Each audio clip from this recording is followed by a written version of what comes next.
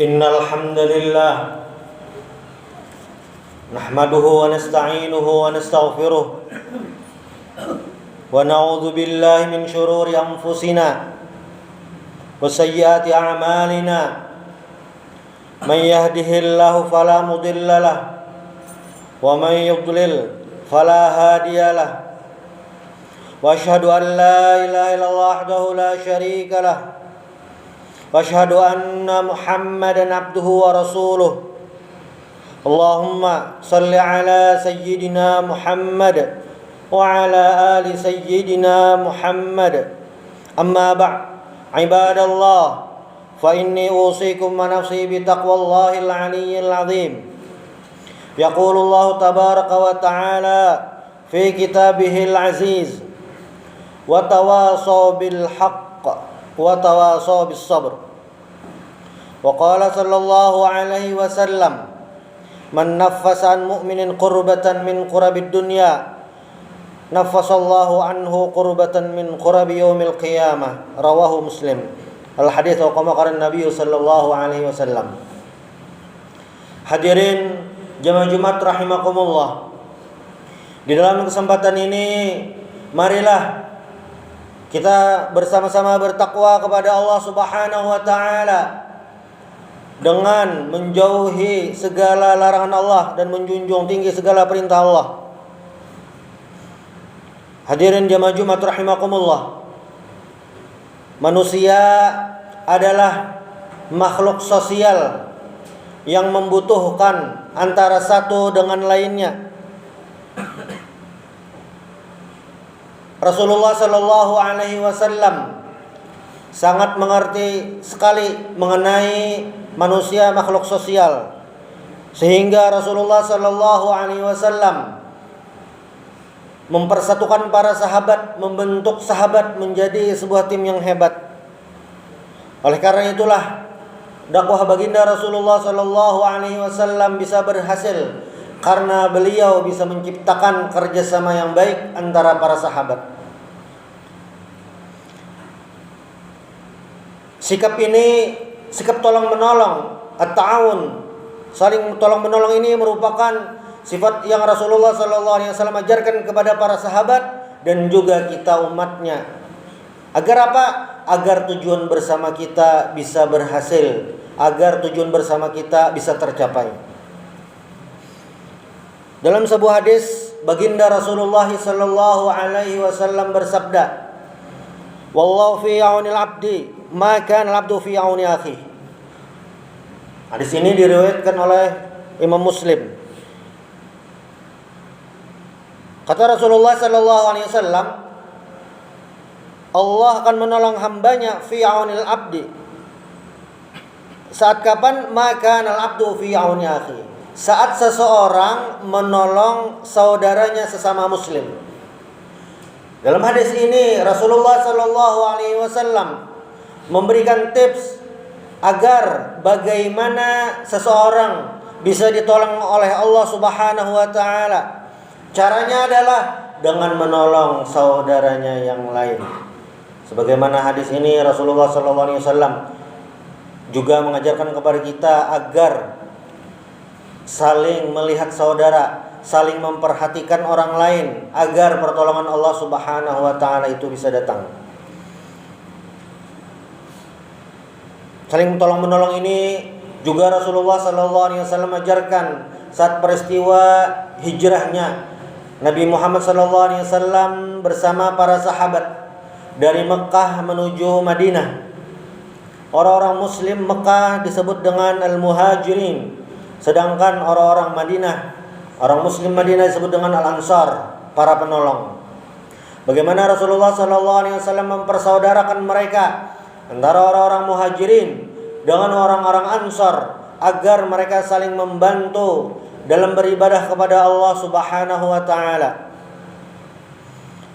Maka dalam sebuah hadis Rasulullah sallallahu alaihi wasallam memuji para sahabat Ansar, dan Rasulullah juga mendoakan rahimallahu al-ansar wa abna al-ansar wa abna abnai al-ansar. Mudah-mudahan Allah merahmati orang-orang Ansar, anak-anak orang Ansar, dan cucu-cucu orang-orang Ansar. Ini merupakan penghargaan dari baginda Rasulullah sallallahu alaihi wasallam kepada orang-orang Madinah yang mereka dengan tulus dan ikhlas membantu menolong saudara-saudara mereka yang dari Mekah hijrah menuju Madinah. Hadirin jamaah Jumat rahimakumullah. Pertolongan yang dilakukan seseorang kepada orang lain itu bukan sebuah kesusahan, bukan sebuah hal yang sia-sia atau membuang waktu, tetapi itu merupakan jalan bagaimana agar kita bisa ditolong oleh Allah Subhanahu wa taala di kemudian hari. Di surah Al-Asr Allah Subhanahu wa taala mengingatkan wa tawasaw bil haqq wa tawasaw bis sabr. Saling menasehati dalam hal al-haq, kebenaran, dan saling menasihati dalam hal as-sabr, kesabaran. Tolong menolong ini juga dalam bentuk nasihat. Maka sangat penting bagi kita untuk bisa selalu saling tolong menolong, terutama dalam hal nasihat. Bisa jadi kita melakukan kesalahan yang kita tidak sadar melakukannya, yang tidak kita sadari. Maka nasihat dari saudara kita itu merupakan hal yang sangat berharga, mengingatkan kita bagaimana seharusnya kita bersikap. Makanya dalam praktek sholat, dalam ibadah sholat, ada yang namanya cara mengingatkan imam. Ketika imam salah, ada cara untuk mengingatkan. Walaupun dalam hadis itu Rasulullah SAW bersabda, "Ju'ilal imamu liyutamma bihi." Imam itu dijadikan untuk diikuti. Tetapi ketika imam salah, Rasulullah juga mengajarkan kita untuk mengingatkannya. Dengan apa? Dengan subhanallah. Ini merupakan ajaran yang luar biasa dari Rasulullah SAW agar umatnya bisa selalu saling membantu, saling menolong sesama mereka. Hadirin jamaah Jumat rahimakumullah. Ketika kaum muslimin di Mekah mau berhijrah ke Madinah, kondisi mereka begitu menyedihkan. Mereka ditekan, mereka dikucilkan, mereka dibuli oleh orang-orang Mekah yang tidak beriman kepada Allah Subhanahu wa taala. Maka ketika mereka mengetahui bahwasanya ada saudara-saudara mereka, ada orang-orang lain di tempat yang jauh sudah beriman kepada Rasulullah sallallahu alaihi wasallam, sudah memiliki komunitas, sudah memiliki tempat, maka sahabat-sahabat yang berada di Mekah, para sahabat yang ada di Mekah meminta izin kepada baginda Rasulullah sallallahu alaihi wasallam agar diizinkan untuk berhijrah ke Madinah. Hijrah ke Madinah ini selain keinginan mereka, ini juga merupakan perintah dari Allah Subhanahu wa taala, sehingga semua kaum muslimin yang memiliki istita'ah, memiliki kemampuan untuk berhijrah, maka diperintahkan untuk berhijrah. Dan peristiwa hijrah ini disinggung dalam salah satu hadis baginda Rasulullah SAW. Hadis ini diletakkan oleh Imam Nawawi dalam hadis pertama beliau di kitab Riyadhus Shalihin, innamal a'malu binniyat wa innamal likulli imri'in ma nawa. Faman kanat hijratu ila Allah wa rasulih fa hijratuhu ila Allah wa rasulih. Faman kanat hijratuhu lidunya aw imra'atin yankihuha fa hijratuhu ila ma hajara ilaih. Hadis ini menceritakan bagaimana hijrah itu harus didasarkan karena Allah Subhanahu wa taala, bukan karena yang lain. Tetapi di saat itu ada salah seorang yang berhijrah ke Madinah bukan karena faktor Allah Subhanahu wa taala, tapi karena faktor dunia, karena dia ingin menikahi salah seorang perempuan di kota Madinah. Ketika hijrah mereka ini dilakukan dengan ikhlas lillahi ta'ala, karena Allah Subhanahu wa ta'ala, maka pertolongan dari Allah itu memang sudah dijanjikan dan memang benar-benar terjadi. Ketika mereka sudah sampai di Madinah, bagaimana orang-orang Ansar itu memberikan pelukan hangat, memberikan mereka tempat tinggal yang menenangkan hati mereka sehingga mereka bisa menjalankan beribadah kepada Allah Subhanahu wa taala dengan damai.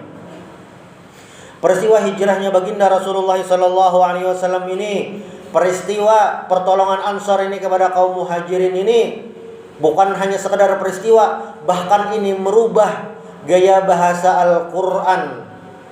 Kalau kita belajar tentang ilmu usul tafsir, ada yang disebut dengan ayat Makkiyah, ada yang disebut dengan ayat Madaniyah.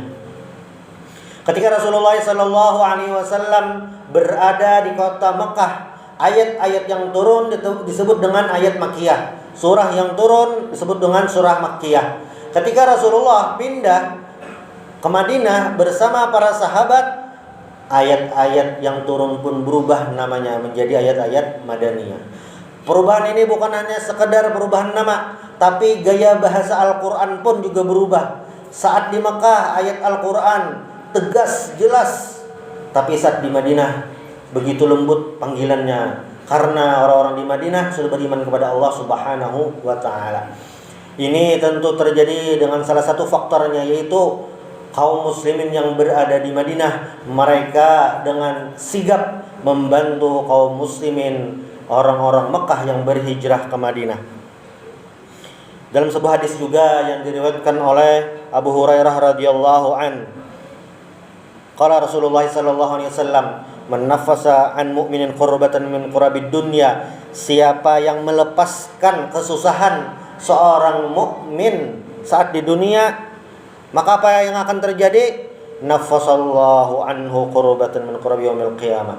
Nanti pada hari kiamat akan Allah bebaskan kesusahannya saat itu bagi siapapun yang menolong saudaranya sesama muslim dan sesama mukmin. Mudah-mudahan kita bisa selalu membantu saudara kita sesama muslim dan bisa mempraktikannya dalam kehidupan sehari-hari. Alhamdulillah. Allahumma shalli ala sayyidina Muhammad. Ittaqullah. Qala Allah Ta'ala, qul huwallahu ahad, Allahus samad, lam yalid wa lam yulad wa lam yakul lahu kufuwan ahad. Barakallahu li wa lakum. Aqulu qawli hadza astaghfirullah wa lakum li sairil mu'minina wal mu'minat wal muslimina wal muslimat fastaghfiruh innahu huwal ghafurur rahim.